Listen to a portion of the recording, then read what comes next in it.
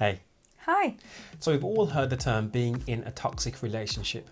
So we thought we'd give our points on what we think being in a toxic relationship is and what to look out for. The first red flag will be how controlling they are. I know it sounds obvious, but I think it's a big one to start with. They can be controlling with the finances, with the time that you're spending with your friends and your family. The look you have, like maybe what you wear, or That's a big yeah, one. how you behave in certain situations, or how they expect you to behave in front of your friends, or yeah. Little things like, back to the finances, if you find that they are controlling how you are spending your money, even if it's money that you've earned yourself, then that's a big one as well. Yeah. Next point is jealousy and insecurity. And again, I think this is an obvious one, but sometimes it may not be so obvious once you're in that situation. If you're finding out that your partner is always jealous or checking your phone or wanting to know exactly where you are every minute of the day, then you may have a problem. Now, of course, in relationships, especially in marriages, it's always good to have some sort of idea where your spouse is. Yeah. But I think there becomes a time where it can be overbearing if the other person's doing it to an extent where it's causing you stress. Yeah, You know? of course. I mean, you have to have your privacy, like, you have to go to the toilet on your own. You have to, do your beauty hour on your own. And also the same way, when you talk about friends, you can have your female friends and I can have my male friends. I think ideally we should know those friends. And yeah, if we're going out with them, but that shouldn't be a problem. You shouldn't think that every female friend that your boyfriend has is an ex or a threat. Like that's not trust, and trust in a relationship is like number 1 or 2. But conversely, it is good to always have your eyes open, isn't it? Like, if I'm not saying that I'm not saying that the person is controlling if they are wondering what's going on. I think there's a fine line to not being trusted by your partner and being controlled by your partner. Okay. I think they're two separate things. If your partner doesn't trust you, that can be different to your partner being controlling. Yeah, of course, yeah. If that makes sense. Right, the next point is dishonesty, and when confronted about it, lying, when it's obvious that they're lying or they know that you know the truth. I had 2 friends that went into a relationship, and I'll never forget it. In the beginning, I thought it's kind of cute, but he kept lying about small, silly things, and she kept complaining and catching him and then telling me, and I'm like, why is he doing that? Like, this is the start of the relationship.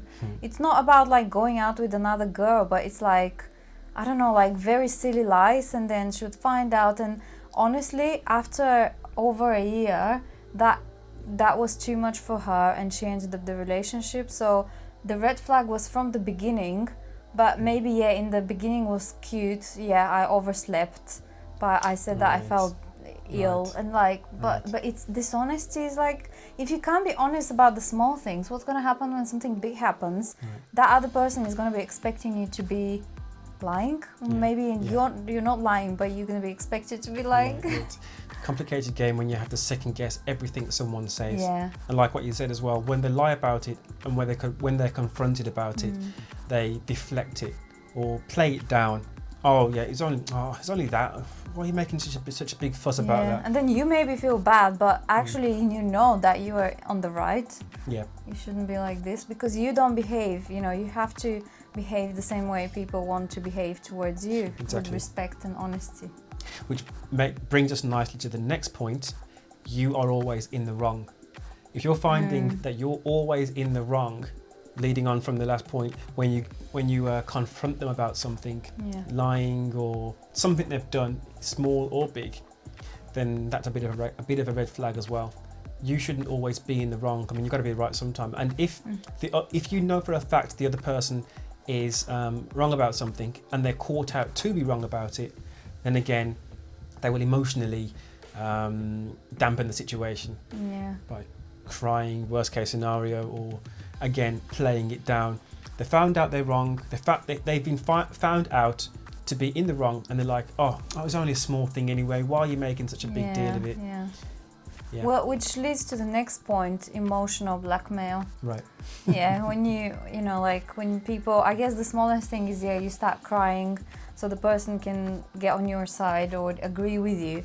But then I think the worst thing is when the highest level is when you start saying things like, I'm going to hurt myself if you don't come back to me, or if you don't do this. And it's like, I mean, do you really want to be in a relationship like this? No. Stepping on eggshells and having the responsibility of somebody else's well-being, because you kind of forget about yourself as well, and you sacrifice everything for the needs of that other person, when it's a 50-50 in any scenario, any part of the relationship. So if you do find yourself in a situation where the other person is making threats to self-harm if you leave them, then as bad as this may sound, you need to think about yourself first, okay? They need to get help, but even if they do self-harm after you've left them, it's not your fault, and it never will be their fault. I mean, they are fully grown adults, they are in control of their actions, and they need to get help.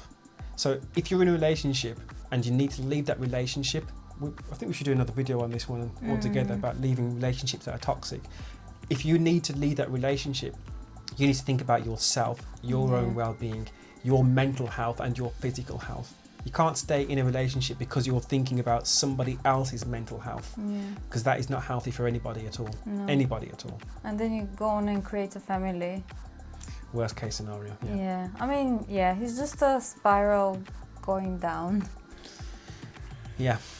Okay, so these are our points on some red flags that you should keep an eye out for.